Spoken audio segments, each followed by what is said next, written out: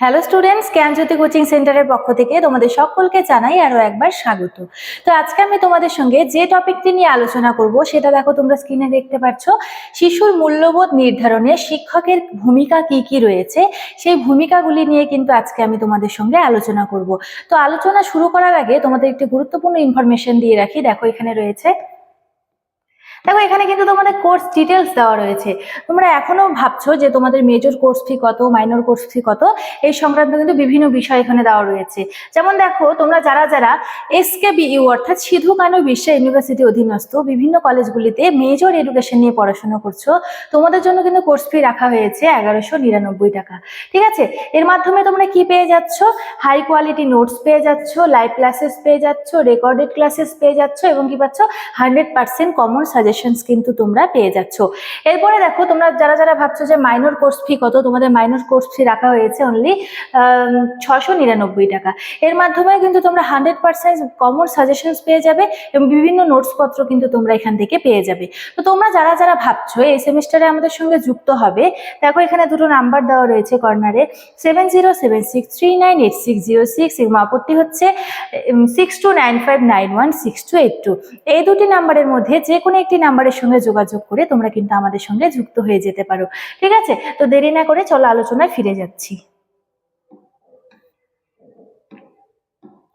দেখো প্রথমেই বললাম যে শিশুর মূল্যবোধ নির্ধারণে শিক্ষক কি কি ভূমিকা পালন করে বা শিক্ষকের কি কি ভূমিকা রয়েছে সেই বিষয় নিয়ে আজকে আমার আলোচনা। যেমন দেখো প্রথমে কি বলেছে, শিক্ষক হলেন শিশুর জীবনের একজন আদর্শ ব্যক্তি। কেন বলা হয়েছে? দেখো আমাদের পিতামাতার পরে কিন্তু শিক্ষকের স্থান কিন্তু অনেকটা বড়। ঠিক আছে, আমরা যখন বিদ্যালয়ে যাই তখন কিন্তু পিতামাতার মতনই কিন্তু শিক্ষক আমাদেরকে গাইড করে। এরপরে কি রয়েছে এখানে, শিশুরা শুধু বই থেকে নয়, শিক্ষকের আচরণ, কথা বলার ভঙ্গি ও ব্যবহার দেখে কিন্তু অনেক কিছু শেখে। তাহলে এখানে কি বলা হয়েছে যে শুধুমাত্র যে শিশুরা বই থেকে শিক্ষা নেবে সেটা কিন্তু না, শিক্ষকও কিন্তু তাদের আদর্শ একজন ব্যক্তি হিসেবে কিন্তু তাদের সঠিকভাবে শিক্ষা দেয়। বিভিন্ন জীবনে চলার পথে যদি কোনো সমস্যা আসে তাহলে কিন্তু শিক্ষক সেই সমস্যা সমাধান করার জন্য বিভিন্ন নির্দেশ দেয়। ঠিক আছে, এবং কি তাই মূল্যবোধ গঠনে শিক্ষকের ভূমিকা বিশেষভাবে উল্লেখযোগ্য। এরপরে আমি তোমাদের 4টে পয়েন্ট নিয়ে আলোচনা করব। যেমন ধরো প্রথম পয়েন্ট হচ্ছে, প্রথমত বলেছে আদর্শ হিসেবে শিক্ষক যদি সত্যবাদী, শৃঙ্খলাবদ্ধ, দয়ালু ও ন্যায়পরায়ণতা হন তবে শিশুরাও সেই গুণগুলো অনুকরণ করে। ঠিক আছে, তাহলে কি বলা হয়েছে, একজন শিক্ষকের মধ্যে যদি সত্যবাদী, শৃঙ্খলাবদ্ধ, দয়ালু, ন্যায়পরায়ণতা এইসব গুণগুলি যদি থাকে, অর্থাৎ এগুলো কিন্তু একটি ভালো গুণ, এই ভালো গুণগুলি যদি থাকে তাহলে কিন্তু কি হয়, শিশুরাও সেই গুণগুলো অনুকরণ করে। অনুকরণ মানে কি, যে আমি স্যারের মতো হব, স্যার হচ্ছে আমাকে এইভাবে পড়াচ্ছে, আমি পরবর্তীকালে যদি টিচার হয়ে স্যারের মতো করে পড়াবো, তাহলে স্যারের যে ভালো গুণগুলি তাহলে কিন্তু সেটি আমি অনুকরণ করছি।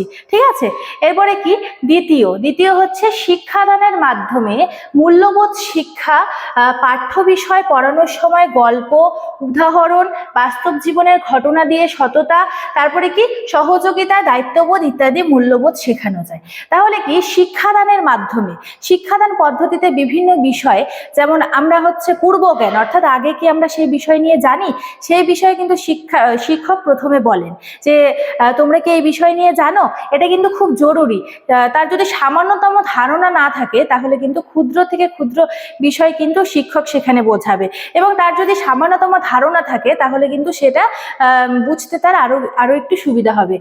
এরপরে কি বলেছে, গল্প বলা এবং উদাহরণ পড়ানোর সময় কিন্তু সেই পড়াভিত্তিক, বিষয়ভিত্তিক কিন্তু বিভিন্ন গল্প বললে কি হয়, গল্প বললে শিক্ষার্থীরা সেই বিষয়টিকে খুব ভালো মতো আয়ত্ত করতে পারে। এরপরে কি বলেছে যে উদাহরণ, প্রত্যেকটা বিষয় যখন শেখানো হয় সেই বিষয়ে কিন্তু উদাহরণ দিলে কিন্তু শিক্ষার্থীরা সঠিকভাবে বিষয়টিকে বুঝতে পারে। ঠিক আছে, এরপর দেখো কি রয়েছে, তৃতীয়ত শৃঙ্খলা ও নিয়ম মানতে শেখানো, শ্রেণীকক্ষে নিয়ম মেনে চলা, তারপরে কি সময়ানুবর্তিতা ও পারস্পরিক সম্মান শেখানোর মাধ্যমে শিশুর চরিত্র গঠন হয়। তাহলে এই যে বিষয়গুলি রয়েছে, শ্রেণীকক্ষে শৃঙ্খলা, তারপরে শ্রেণীকক্ষে নিয়ম, তারপরে সময় অর্থাৎ সময়কে দাম দিতে শেখা, এইসব বিষয় কিন্তু শিক্ষকই একজন শিক্ষার্থীর মধ্যে দেয়, অর্থাৎ কি শিক্ষার্থীকে কিন্তু শেখায়।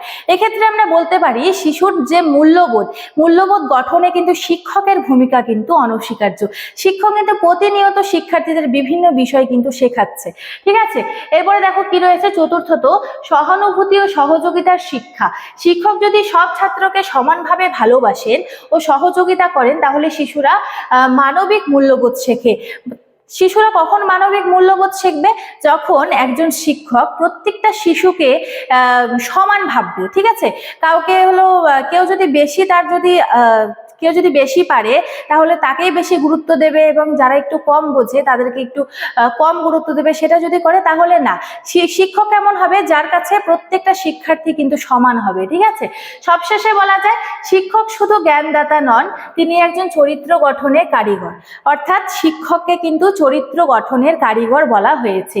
শিশুর মধ্যে ভালো মানুষ হয়ে ওঠার বীজ বপন করার ক্ষেত্রে শিক্ষকের ভূমিকা কিন্তু অতি গুরুত্বপূর্ণ, ঠিক আছে। তাহলে কি একজন শিক্ষকই কিন্তু পারেন শিক্ষার্থীর মধ্যে সঠিক মূল্যবোধ গঠন করতে। পিতা মাতা সমাজ তো রয়েছে, তার পাশাপাশি শিক্ষকের ভূমিকা কিন্তু অনেকটাই বেশি। দেখো আজকে আমার আলোচনার বিষয় কিন্তু এতটুকুনি ছিল। ভিডিওটি আমি এখানেই শেষ করছি। ভিডিওটি শুরু থেকে শেষ পর্যন্ত দেখার জন্য থ্যাংক ইউ।